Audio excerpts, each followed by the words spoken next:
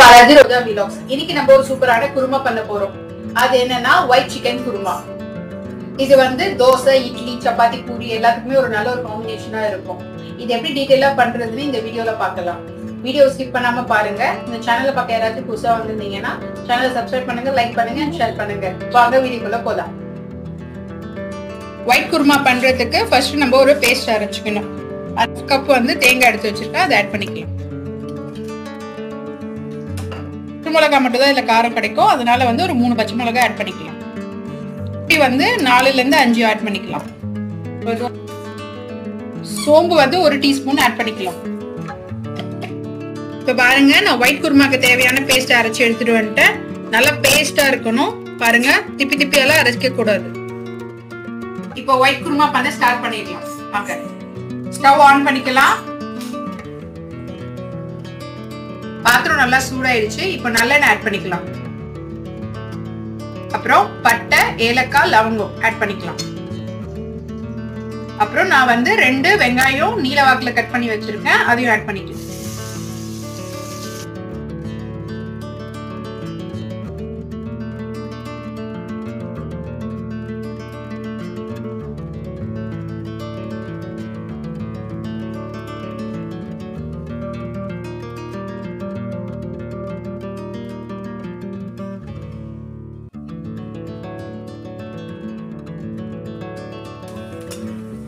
Onion வந்து நல்லா golden பிரவுன்ல ஆயிடுச்சு. இப்போ வந்து ஜிஞ்சர் கார்லிக் பேஸ்ட் வந்து ஆட் பண்ணிக்கலாம்.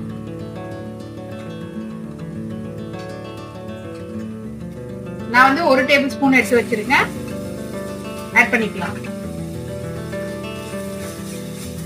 இஞ்சி பூண்டு பேஸ்ட் பச்சை வாசனை போற வரைக்கும் நல்லா வதக்கணும்.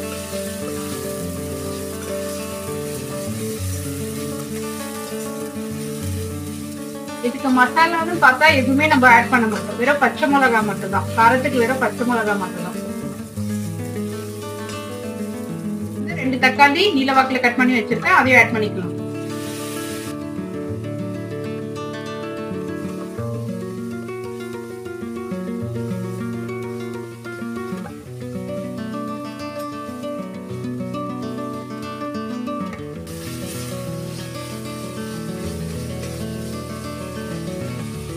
இப்போ நம்ம அரைச்சி எடுத்துட்டு வந்த கோகனட் பேஸ்ட் ஆட் பண்ணிக்கலாம்.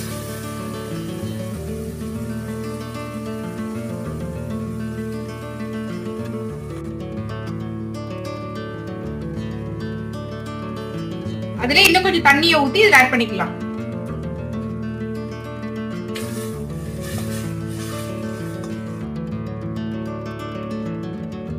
இப்போ இந்த மசாலாக்கு தேவையான உப்பு ஆட் பண்ணிக்கலாம்.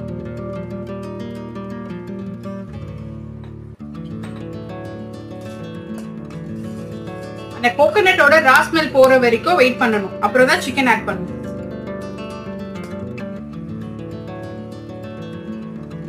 இப்போ சிக்கன் ஆட் பண்ணிக்கலாம்.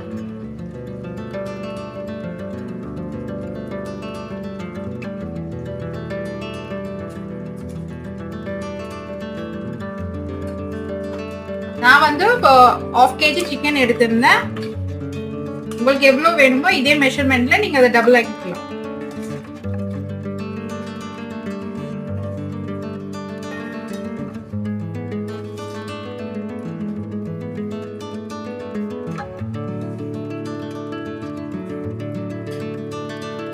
இப்போ சிக்கன் வேகிறதுக்கு கொஞ்சம் தண்ணி மட்டும் ஆட் பண்ணிக்கலாம்.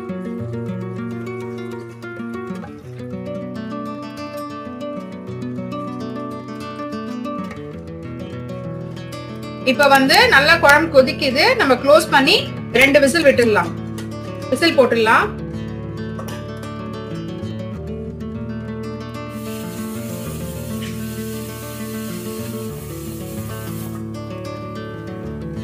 இப்போ ஓபன் பண்ணிக்கலாம்.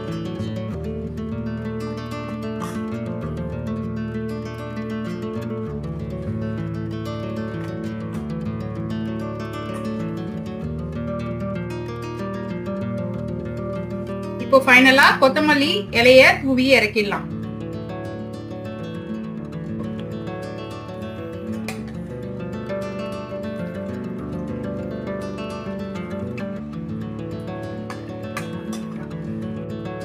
இப்போ பாருங்க டேஸ்டியான ஒயிட் சிக்கன் குருமா ரெடி ஆயிடுச்சு. இதை நீங்க உங்க வீட்டை ட்ரை பண்ணி பாருங்க. ட்ரை பண்ணி பார்த்துட்டு கமெண்ட் பாக்ஸ்ல சொல்லுங்க. அடுத்த வீடியோல சந்திக்கலாம். தேங்க்யூ. Bye by.